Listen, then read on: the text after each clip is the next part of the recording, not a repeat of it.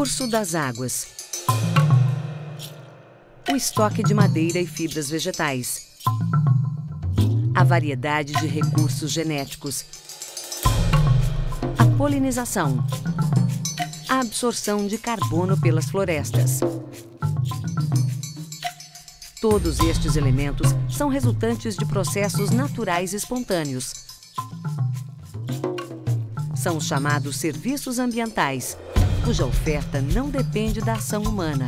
Por outro lado, a vida humana demanda serviços ambientais.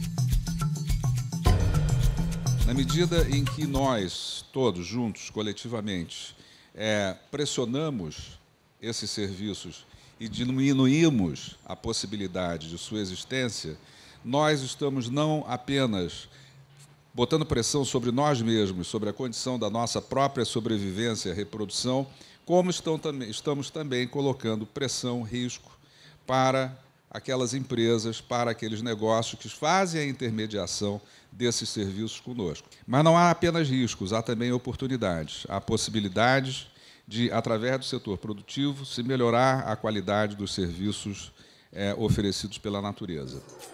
A proposta do FUNBio, com a 5ª edição dos Diálogos Sustentáveis, foi apresentar ao setor privado como a boa gestão dos serviços ambientais pode se transformar em oportunidades para os seus negócios. A visão das empresas sobre os serviços prestados pelos ecossistemas usualmente é baseada na pressão que suas atividades exercem sobre eles. Muitas preocupam-se com a mitigação e a compensação de impactos, mas ainda não são maioria. É interessante notar que há um grupo, eu diria um grupo líder de empresas, de instituições privadas que já discutem, já implementam programas nesse sentido. Há um grupo que eu chamaria dos seguidores recentes que veem nessas empresas líderes em seus setores um modelo e tentam seguir.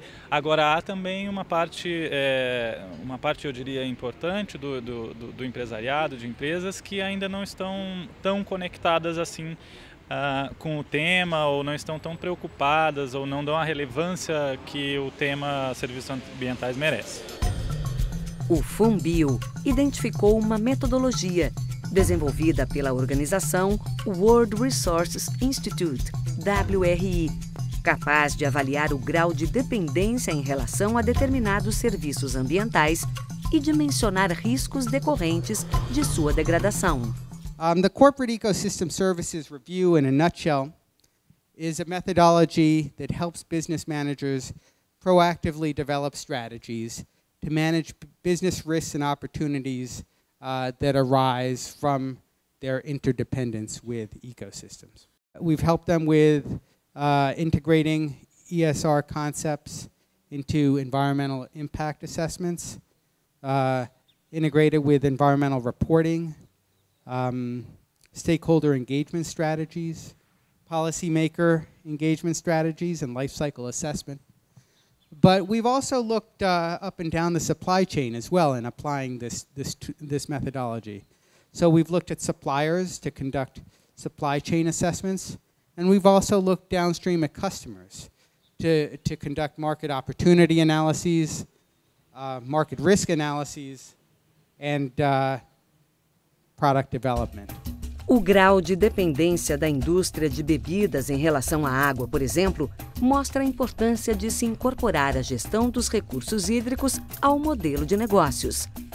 Uma das empresas que se destaca na gestão da água é a Coca-Cola. E nós começamos com uma visão que tem 3 R's.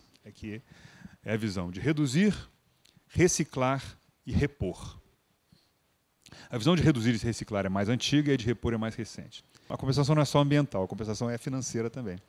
Nós hoje temos um cálculo que, por esta economia de água, nós estamos economizando, em média, esses últimos anos, em torno, acima de 40 milhões de reais por ano, somente em conta de água. No caso da água, a nossa meta é sermos neutros em água. Nós queremos devolver para a natureza, através de reabastecimento de aquífero, através de atividades comunitárias, 100% da água usada no nosso processo. Eu faço parte de um grupo mundial de trabalho onde nós estamos buscando entender, nós estamos financiando pesquisa para entender como é feito o reabastecimento de aquífero. Nós já entendemos, nós já sabemos, a priori, que a questão de reflorestamento, a questão de floresta, né, as florestas são extremamente importantes para o reabastecimento de aquífero, mas a gente tem várias hipóteses e nós não sabemos ainda exatamente como se dá esse impacto. Além da gestão de recursos hídricos, regulação climática e a redução de emissões de gases do efeito estufa é outro tema central na discussão sobre serviços ambientais. Numa perspectiva mais ampla, de tempo e de visão, o desenvolvimento atual é absolutamente insustentável e não há qualquer sinal de que nós estejamos em velocidade adequada para modificar essa sustentabilidade. Mas, aparentemente, tínhamos tempo. O que ocorre é que esse tempo que nós tínhamos acabou por conta de uma das dimensões da crise ambiental, que é a mudança climática. Foi mencionada a meta de crescer, estabilizando suas emissões de gases de efeito estufa, como em 2005.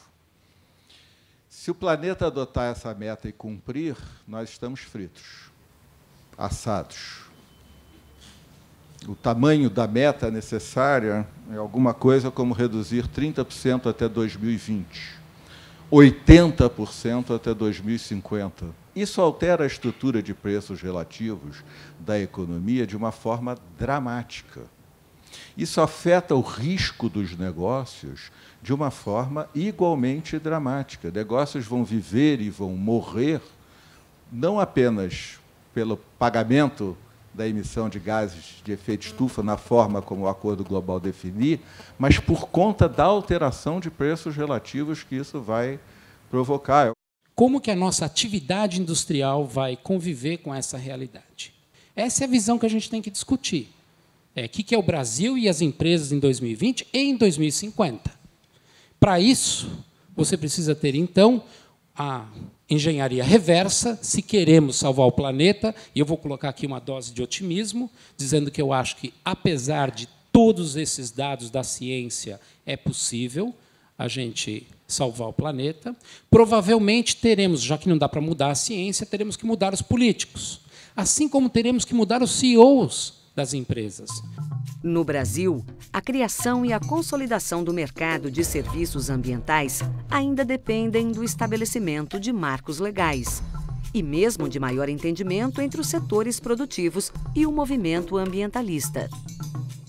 Neste momento que nós estamos vivendo, há dois vetores fundamentais de alteração das relações jurídicas. O primeiro é o empresarial. As empresas mudaram a sua conduta em relação às demandas jurídicas ambientais de tal maneira que elas pararam de procurar o advogado para perguntar: eu tenho que fazer isso? E eu posso discutir isso? Para perguntar qual que é a melhor ferramenta para eu fazer isso rápido e trazer daí benefícios. Então, essa primeira mudança das empresas já mudou a posição do direito diante da questão. A segunda foi a mudança da postura do terceiro setor. As últimas iniciativas são iniciativas de trazer para a sociedade discutir as questões que colocam ainda essa contraposição entre produção econômica e proteção ambiental, para que a sociedade diga o que ela quer. Nesse contexto é que, de maneira ainda muito tímida, o nosso legislativo e o meio jurídico começa a discutir a questão dos serviços ambientais. Muitas das discussões do Código Florestal, das discussões de política nacional de serviços ambientais ou de lei de serviços ambientais, estão focando não os serviços ambientais, mas sim a pobreza rural ou, em alguma medida, aproveitando-se dessa lógica, a má ou a não suficiente remuneração do agronegócio. É um momento que nós precisamos estar muito alertas mesmo, né? Nós, simpatizantes da causa ambiental, nós estamos vivendo esse momento onde as ameaças de todo o arcabouço, sobre todo o arcabouço legal que se vem construindo nas últimas décadas, né, no intuito de uma preservação do nosso patrimônio ambiental, está sob risco, nesse momento, por setores produtivos, setores do Congresso, setores da sociedade brasileira, que que tem uma visão bastante limitada do que representa esse patrimônio ambiental, do que representa os serviços, da importância dos serviços ambientais para o progresso, para o bem-estar da população brasileira. Governos, eles só agem, eles só colocam na conta que vale a pena mudar a sua regulação, regras de funcionamento, tarifas, enfim, o custo do serviço ambiental, na medida em que isso entra no seu cálculo político. Portanto, de fato, é necessário uma inserção nesse sentido. A 5ª edição dos Diálogos Sustentáveis reuniu 100 participantes, entre representantes do setor privado, governo e sociedade civil organizada. O papel do consumidor e a preocupação do setor acadêmico com a valorização de determinado serviço ambiental em detrimento de outros também foram lembrados. Eu diria que o papel do consumidor é fundamental. Em geral, como as cadeias produtivas são bastante complexas, o papel muito grande que tem tido são essas campanhas que mostram para os consumidores como alguns produtos são produzidos em sua origem. Fantástico que as empresas reconheçam que o mau uso da biodiversidade ou o uso inadequado de recursos naturais possa ter implicações negativas para o próprio negócio delas. Os vários serviços ambientais, eles são interligados, eles são interconectados uns aos outros, tanto no espaço como no tempo. Não se pode esquecer que a água vai ter uma ligação com o solo, que por sua vez tem a ligação com a planta, que por sua vez sequestra carbono, e esse conjunto de coisas, todas essas prestam serviços distintos.